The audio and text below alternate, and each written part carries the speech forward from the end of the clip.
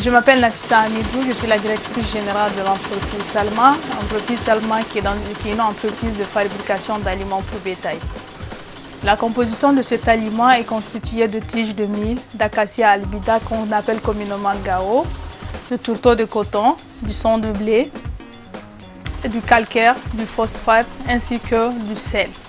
Maintenant au niveau de la préparation en question de cet aliment, on procède à une première étape, c'est de procéder au niveau du broyage. Le broyage des tiges de mil, les tourteaux de coton et l'acacia albida que je vous ai dit qui s'appelle gao.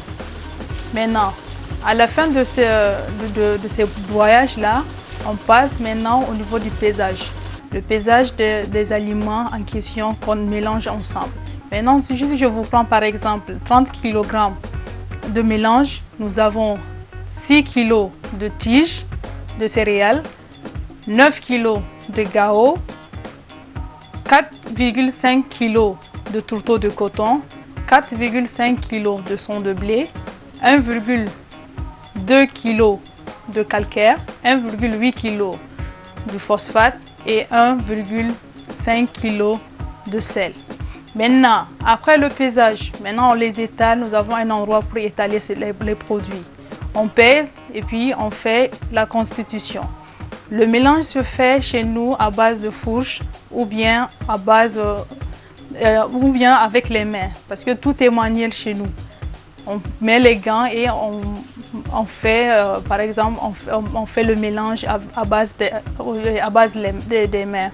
Maintenant, au niveau du sel, avant de mettre le sel on le fait diluer avec 5 litres d'eau et on le verse dans cette composition qui fera 30 kg.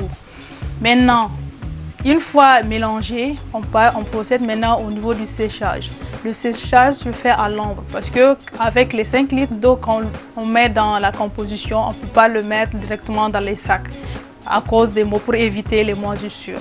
Parce que les animaux, quand ils vont voir les moisissures, ils ne vont pas manger l'aliment en question. Maintenant, on passe à l'étalage de la composition en question. Maintenant, quand on le fait par exemple aujourd'hui, on laisse le lendemain matin pour la mise en sac. Ça veut dire que le lendemain matin, ça considère que le mélange là, il sèche. Maintenant, on passe à la mise en sac.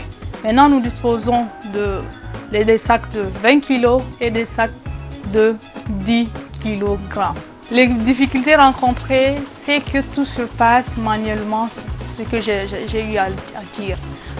Maintenant, par exemple, au niveau le fait d'avoir la matière première en question sur place pose problème. Parce que c'est des périodes, c'est à des périodes bien données. Par exemple, au niveau de l'acacia albida, il faut que, c'est pas pendant toutes les périodes que l'acacia albida est là. Maintenant, qu'est-ce qu'on fait? Il faut aller courir de gauche à droite pour faire le stockage. Donc, quand la période passe, c'est fini. Au niveau du tourteau de coton aussi, j'ai énormément de difficultés parce que quand il y a pénurie, j'arrive pas. Donc, ça veut dire que l'entreprise sera en stand-by jusqu'à ce que les produits viennent sur le marché. Oh, l'appel que j'ai à lancer, ça va directement à l'endroit des autorités. Maintenant, au niveau parce que j'ai passé pas mal de temps à rencontrer les autorités en question qui sont dans le domaine de l'élevage. Par la grâce de Dieu, j'ai pu rencontrer le ministre en question. Ils m'ont promis de m'aider dans la production en question. Maintenant, j'attends leur signal.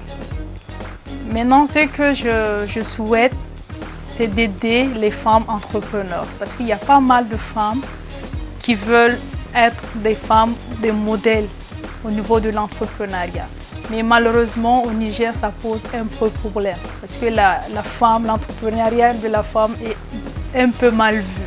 Par exemple, moi, ce que je fais, la majorité des gens me disent Non, c'est un métier d'homme. Pourquoi tu le fais? Je le fais parce que c'est un métier qui me passionne, que j'aime. Maintenant, l'appel que j'ai à lancer, c'est d'encourager les femmes qui veulent entreprendre.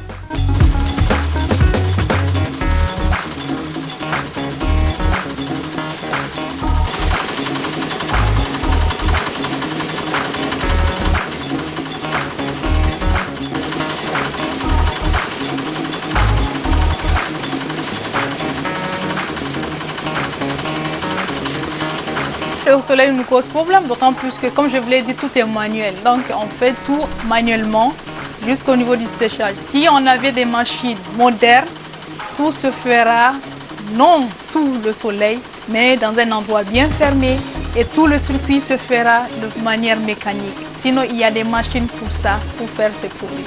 Donc, je souhaite, dans peu de temps, avoir des machines sophistiquées pour arriver, par exemple, à une grande production à l'échelle mondiale, pourquoi pas.